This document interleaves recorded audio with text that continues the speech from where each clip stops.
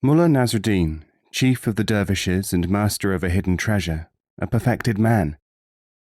Many say, I wanted to learn, but here I have found only madness. Yet should they seek deep wisdom elsewhere, they may not find it.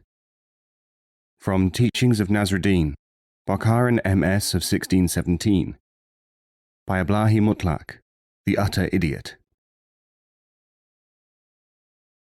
The alternative.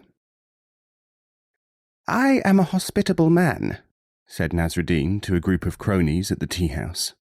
Very well, then take us all home to supper, said the greediest. Nasruddin collected the whole crowd and started towards his house with them. When he was almost there, he said, I'll go ahead and warn my wife. You just wait here. His wife cuffed him when he told her the news. There is no food in the house. Turn them away. Oh, I can't do that. My reputation for hospitality is at stake. Very well. You go upstairs and I'll tell them that you are out. After nearly an hour, the guests became restless and crowded round the door, shouting, Let us in, Nasruddin! The mullah's wife went out to them. Nasruddin is out. But we saw him go into the house, and we have been watching the door all the time. She was silent. The mullah, watching from an upstairs window, was unable to contain himself. Leaning out, he shouted, I could have gone out by the back door, couldn't I?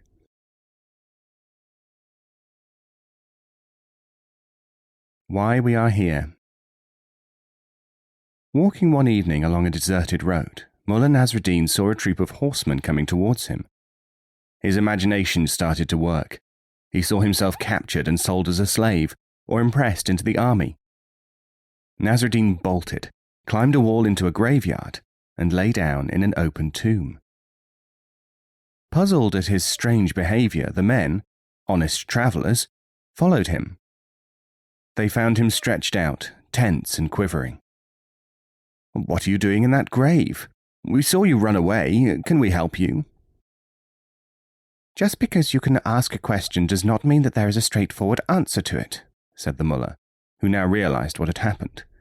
It all depends on your viewpoint. If you must know, however, I am here because of you, and you are here because of me. Never know when it might come in useful. Nasruddin sometimes took people for trips in his boat. One day, a fussy pedagogue hired him to ferry across a very wide river. As soon as they were afloat, the scholar asked whether it was going to be rough. Don't ask me nothing about it, said Nasruddin. Have you never studied grammar? No, said the mullah. In that case, half your life has been wasted. The mullah said nothing. Soon a terrible storm blew up. The mullah's crazy cockleshell was filling with water. He leaned over towards his companion. Have you ever learned to swim? No, said the pedant. In that case, schoolmaster, all your life is lost, for we are sinking.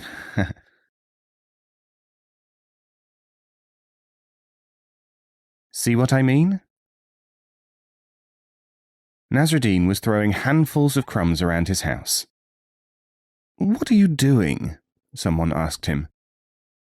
Keeping the tigers away. But there are no tigers in these parts. That's right. Effective, isn't it?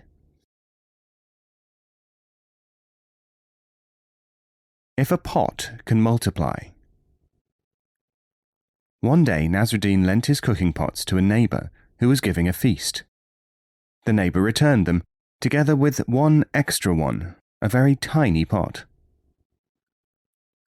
What is this? Asked Nasruddin. According to law, I have given you the offspring of your property which was born when the pots were in my care, said the joker. Shortly afterwards, Nasruddin borrowed his neighbour's pots, but did not return them. The man came round to get them back. Alas, said Nasruddin, they are dead. We have established, have we not, that pots are mortal?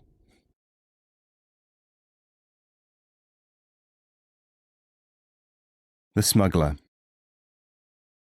Time and again, Nasrudin passed from Persia to Greece on donkey-back. Each time he had 2 panniers of straw and trudged back without them. Every time the guards searched him for contraband. They never found any. "What are you carrying, Nasrudin?" "Oh, I am a smuggler."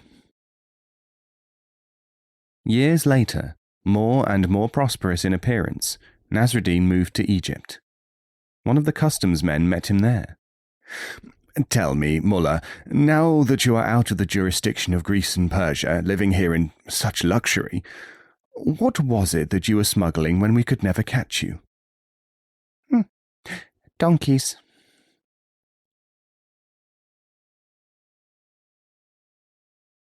How Nasrudin created truth.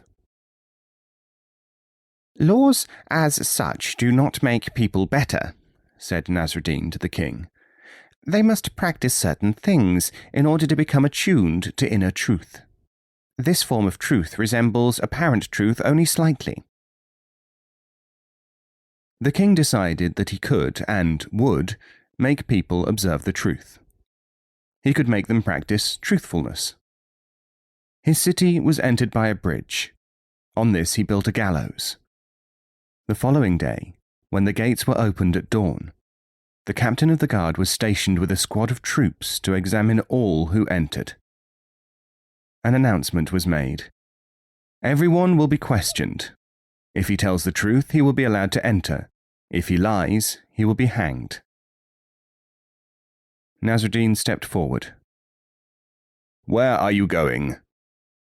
"I am on my way," said Nasrudin slowly, "to be hanged."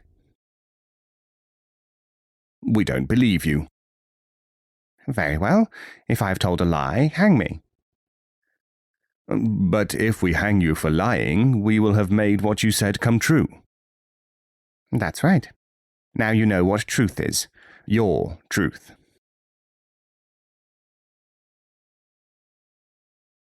The Cat and the Meat. Nasrudin gave his wife some meat to cook for guests. When the meal arrived, there was no meat. She had eaten it. "Oh, the cat ate it, all 3 pounds of it," she said. Nasrudin put the cat on the scales. It weighed 3 pounds. "If this is the cat," said Nasrudin, "where is the meat? If, on the other hand, this is the meat, where is the cat?" There is more light here. Someone saw Nasrudin searching for something on the ground. "What have you lost, Mullah?" he asked. "My key," said the mullah. So they both went down on their knees and looked for it.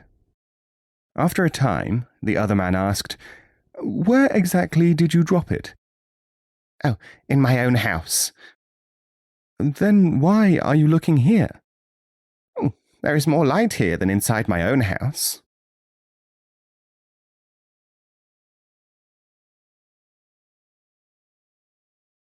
The Fool. A philosopher, having made an appointment to dispute with Nasrudin, called and found him away from home.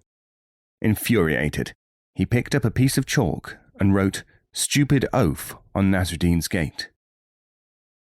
As soon as he got home and saw this, the mullah rushed to the philosopher's house. "I had forgotten," he said, "that you were to call, and I apologize for not having been at home. Of course, I remembered the appointment as soon as I saw that you had left your name on my door."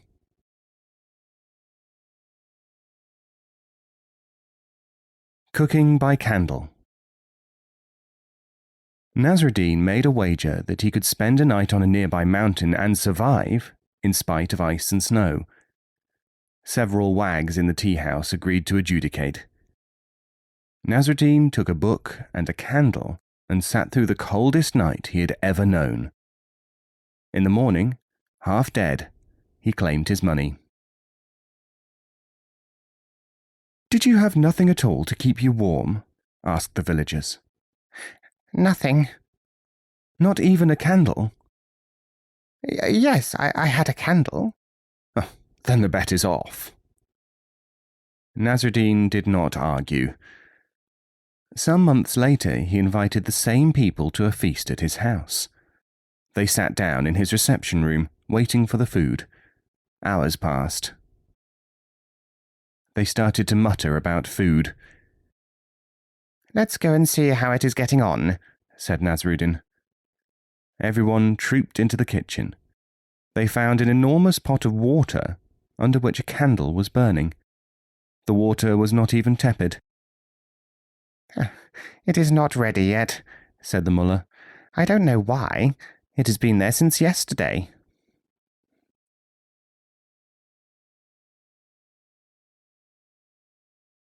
Danger has no favourites. A lady brought her small son to the mullah's school. "He is very badly behaved," she explained, "and I want you to frighten him." The mullah assumed a threatening posture, eyes flaming and face working. He jumped up and down and suddenly ran out of the building. The woman fainted. When she had come to, she waited for the mullah, who returned slowly and gravely. "I asked you to frighten the boy, not me." "Dear madam," said the mullah, "did you not see how afraid I was of myself as well? When danger threatens, it threatens all alike."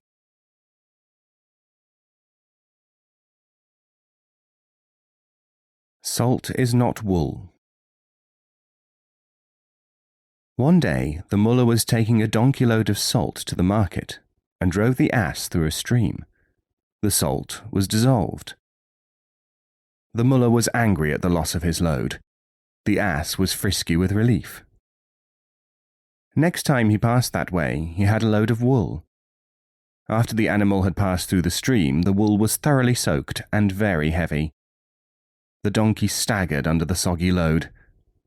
"Ha!" shouted the mullah. "You thought you would get off lightly every time you went through water, didn't you?"